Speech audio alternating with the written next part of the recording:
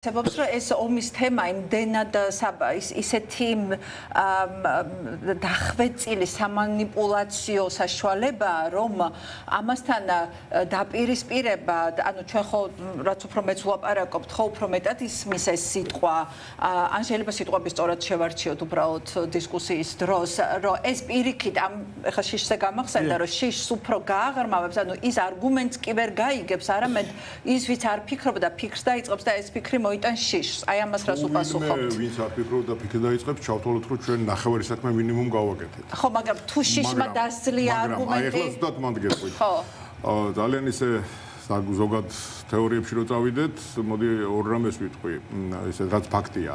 პირველი ის არის, რომ დღევანდელ დღეს ჩვენ მართალია ვთქვით, აი full scale military operation არ აგვაქვს, მაგრამ გვაქვს რეალურად საინფორმაციო ჰიბრიდული ომი. და რომელიც უბრალოდ უფრო ესეთი ნაკლებ ხარჯიანია და ეფექტური შეიძლება იყოს უფრო. აი მაგ სიტუაციაში ზუსტად ჩვენ, აი ჯგუფი ფარის რა დავარქვათ, ამოცანას მე ვხედავ ზუსტად ერთ პატარა ფორმულაში, რომ ინფორმირებული, ესე იგი შეიარაღებული. ეს არის მთავარი ინფორმაცია, საინფორმაციო ომში არის მთავარი იარაღი და მოსახლეობის დიდ ნაწილს აქვს ძალიან, აი როგორ ვთქვა, დაბინძურებული საინფორმაციო ველი. ერთის მხრივ გამოდის და აი როგორც ბავშვებს გუდიანი კაცით აშინებდნენ, ეგრე აშინებს მოსახლეობას ომი გინდას პრინციპით და არასოდეს არ უხსნის რატო გაშინებს, ვინ არის გუდიანი კაცი, იცით, ხო ყველას გვაშინებდნენ ბავშვობაში, ხო არ გვინახია არასოდეს, ეგ ვარიანტია და ჩვენ გვინდა რომ გამოვიდეთ და ავხსნათ რომ ეს გუდიანი კაცი საერთოდ არ არსებობს, მაგას ვერ იტყვი, მაგრამ იმ გუდიან კაცს თავის პრობლემები აქვს და საერთოდ ჩვენთან მოსვლას არ აპირებს. აი სხვათა შორის ბოდიში ჩემ ერთ ესე თქვათ რემისცენციას მოვიდა. ბავშვობაში როგორ და საკმაოდ უშიშარი ადამიანი ვარ, იმიტომ რომ ცოტა არ მაგაძლიერებული ეს ინსტინქტი, იმიტომ რომ რო ვხვდებით ბავშვობაში როგორ ვებძოდი მე თვითონ ინსტინქტს. ღამე სოფელში რო გამოვდიოდი და ეხლა სოფელი ჩაბნელებულია, ხო, იმის შემდეგ. სულ მქონდა განცდა ალბათ როგორც ყველა ბავშვს და შეიძლება დიდსაც, რომ უკან ვიღაცა მომდევს. და ამ დროს გაქვს ორი არჩევანი. ან უკან მიხედო და იმ შენ შიშს შეხედო თვალებს და დარწმუნა, რომ არავინ არ მოგდევს, ან დაიჯერო, შეგეშინდეს და ძალიან სწრაფად წახვიდე წინ, შეიძლება დაეცე, სადმე გადავარდე, რაღაცას მიეჯახო და ამის შემდეგ სულ კონდეს ღამე გამოსვლის შიში აღარ კონდეს. მე ვფიქრობ, რომ აი სულ მახსენდება ეს ჩემი ბავშვობიდან ეს მომენტი როგორ ტრიალდებოდი და ხედავდი რომ არაფერი არ არის, ანუ არ უნდა მეშინოდეს. აი შეიძლება თუ არა ეს აი ზუსტად ეგ არის ჩვენი მიზანი ზუსტად რომ აი რაც შეეხება ომის საფრთხეს ქართულ მოსახლეობას დავანახოთ და დაიჯეროს მოსახლეობამ რომ არ არის ის რასაც ქვია ღია ომის და ფართომასშტაბიანი ომის საშიშროება და ამიტომ ნუ ეშინია. ისეთი არგუმენტები მოიყვანო, რომელსაც თვალს ვერ დახუჭავ რა. ანუ ეს მდგომარეობას თუ რაც აღწერეთ, რომ ანუ მივდივარ და ვიჩეხები და ვეჯახები და გავრბივარ სულ და ამ შიშის ეზრეს ძალიან დამგლელი, ამას უამრავ უდიდეს სტრესი მოაქვს და სტრესი მიაქვს ენერგია. ცხოვრების ხარისხი ვარდება ძალიან დაბლა. ანუ ამიტომ ის ოცნების ხარდამჭერებიც, რომლებიც აი ამის შიში არიან, რეალურად იმათაც შეიძლება გაუცნობიერებელთ, მაგრამ შიმშილი აქვს რაღაც არგუმენტი, რომელიც მათ შინაგანად დაამტკიცებს. თან თავარია რომ თან ეჭვი ანუ პროპაგანდა დღეს როგორ მუშაობს, აი მაგალითად იმედის და იმის მაგალითზე არც ერთი განსხვავებული აზრი. მე არ ვამბობ რომ მაინდა-მაინც პოლიტიკური ლიდერი ხო, არც ერთი არა, აი მაგალითად ხო, ისინი თავის არგუმენტებს არა, თავის თეორიებს რაღაც სიგიჟებს ავითარებენ, მაგრამ არასოდეს ბოლო წლების განმავლობაში არ მოუყვანიათ არა თუ პოლიტიკური ლიდერი, რაღაც აქტიური ადამიანი, ვთქვათ ექსპერტი, რომელსაც განსხვავებული აზრი აქვს. იმიტომ რომ ეს არის პროპაგანდის შიში, რომ ეჭვი არავინ არ უნდა შეიტანოს მათ ბოდვაში, იმიტომ რომ იქ სადაც ეჭვი ჩდება უკვე აზროვნების და ფიქრის მოთხოვნილება. და ეს უკვე თუ მოთხოვნილება ჩდება, შიმშილი ჩდება რაღაცის, ხო? ეჭვი თუ ჩდება და ცნობის მოყვარეობა მოყვება, ხო? ეჭვს რო თუ ესე არ არის, ესე იგი მაშინ როგორ არის? ხო, აი ამ შემთხვევაში მათი პოლიტიკა არის ესეთი და ჩვენც ამას უპირისპირებთ იმას, რომ რაღაცა თემებს ტაბუ დავადეთ და საერთოდ არ ვლაპარაკობთ. რის შედეგადაც ეს ეჭვი არავის არ უჩდება, ხო? ჩვენც ზუსტად ორი მიმართულებით წავალთ.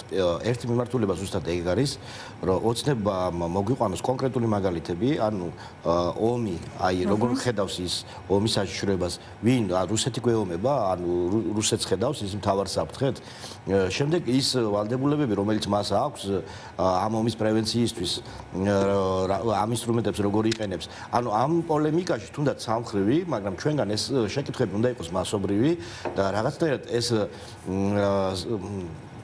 ბარიერი გაირღვეს, რომ ყველა ადამიანამდე მივიდეს ეს შეკითხვა და ეს ინფორმაციის დიდი ნაკადი უნდა შექმნათ და ამ ნაკადს შექმნით და მეორე ნაკადი ეს არის პროპაგანდისტული ნაკადი, ხო, როცა შეიძლება დეტალებში აღარ წახვიდე, მაგრამ ამ კითხოს ზუსტად ის აი ნიველირება მოახდინო და ასწინო რაღაცა ის გააუბრალო ხო ეს ომის შიში, იმიტომ რომ ნუ ეხლა ჩვენ კონკრეტულად გვებძვის ეს პროპაგანდა, შეიძლება ეს არ არის სწორი, მაგრამ ადამიანებში გაჩნდება ხა ბევრი ადამიანი ვერ გახდება ხა სამხედრო სპეციალისტი ან თქვა უსაფრთხოების სპეციალისტი, მაგრამ ის შეიარაღდება ზუსტად ესეთ მარტივი თემებით, სადაც ადამიანი რომელიც ეტყვის რომ აი ომი, ის დაასწინებს, ეტყვის რომ ხა რა ომია, აბა თუ ომზე მიდგა საუბარი, მოდი აბა მოусმინოთ შენ ვისგანაც იკვებები, ვისგანაც იღებ ინფორმაციას და აგერ საწინააღმდეგო აზრი, ხო? აი ეს თემა უნდა მარტივ კითხვებს გააცი პასუხი რა, კითხვებს და ეს თემა უნდა გაჩნდეს, ესეთ დისკუსია უნდა გაჩნდეს. ჩვენ რატომღაც პოზიციების ირგვლივ რაღაცა თითქოს ცალ-ცალკე ბანაკები შევქმნით და ჩავიკედეთ ჩვენ ბაბლებში, ხო? კი, და ერთმანეთს ვიქცევთ სიმართლეს.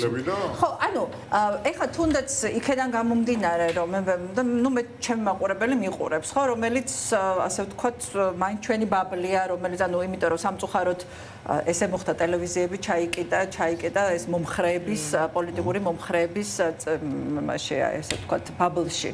მაგრამ ასევე ეს უდიდესი მნიშვნელობა აქვს. ხანდახან რო ფიქრობდი ხოლმე უკვე რაღა აზრი აქვს აი ამ ხალხთან, რომელიც ისე ჩენიანია ამათა ლაპარაკს, მაგრამ ეს არის არგუმენტის მიცემა. კი.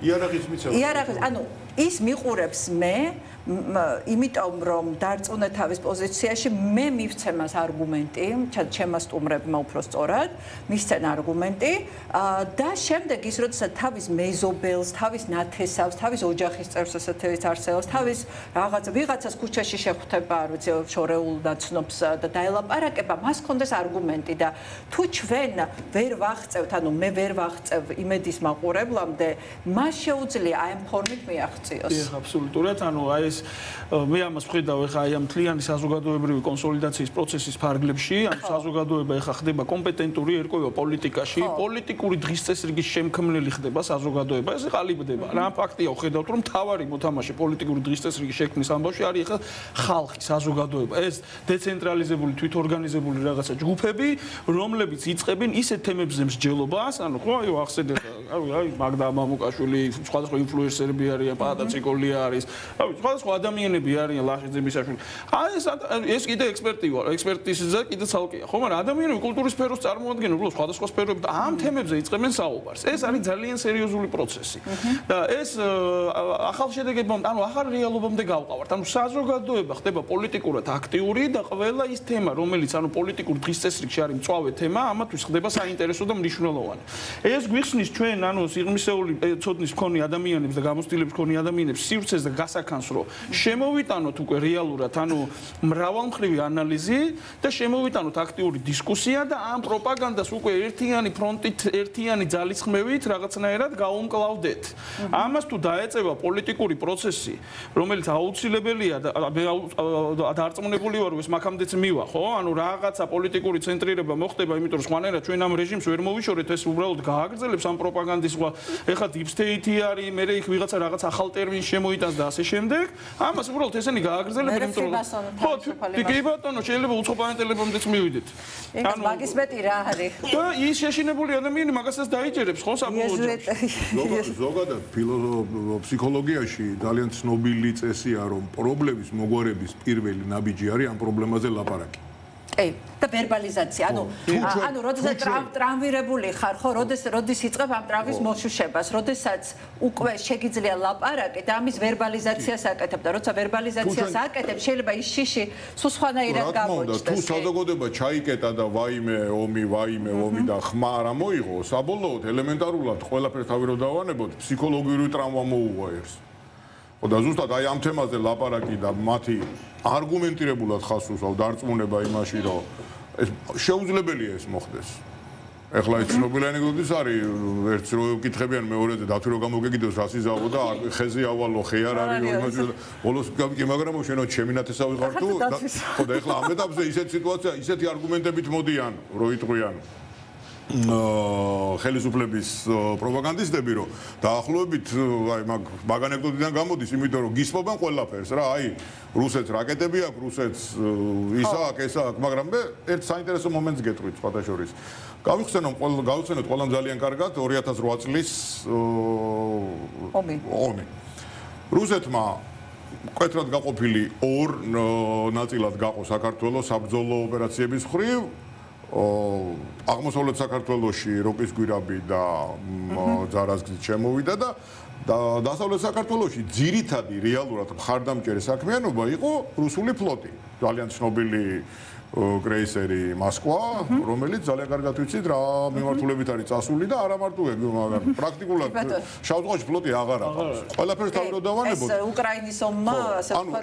ეგეთ ჩაგვიწმინდა და ეხლა კიდევაც რომ მოინდომოს დაუშვათ აი სრულმასშტაბიანი ოპერაციის გაკეთება მას, დასავლეთ მხარეს რეალურად უდიდესი ძალა ბერკეტი რასაც ქვია სამხედრო ძალა ფლოტის სახით საერთოდ აღარ ყავს. ეგ კი არა, ოჩამჩირეში დამალვაც ცდილობენ და იქაც ვერ იმალებიან გონი. ძალიან საინტერესოა, ძალიან გახარებული ვარ, რომ დღეს გაგიცანით. ჩვენც გვიხარია. ძალიან წდება გული რომ აქამდე რაღაცნაირად ვერ შევხვდით ერთმანეთს, არ ვიცოდით თქვენ შესახებ, მაგრამ არაუშავს მე მგონი მნიშვნელოვანი დროა. დიდი მადლობა სამწუხაროდ ჩვენი დრო ამოიწურა.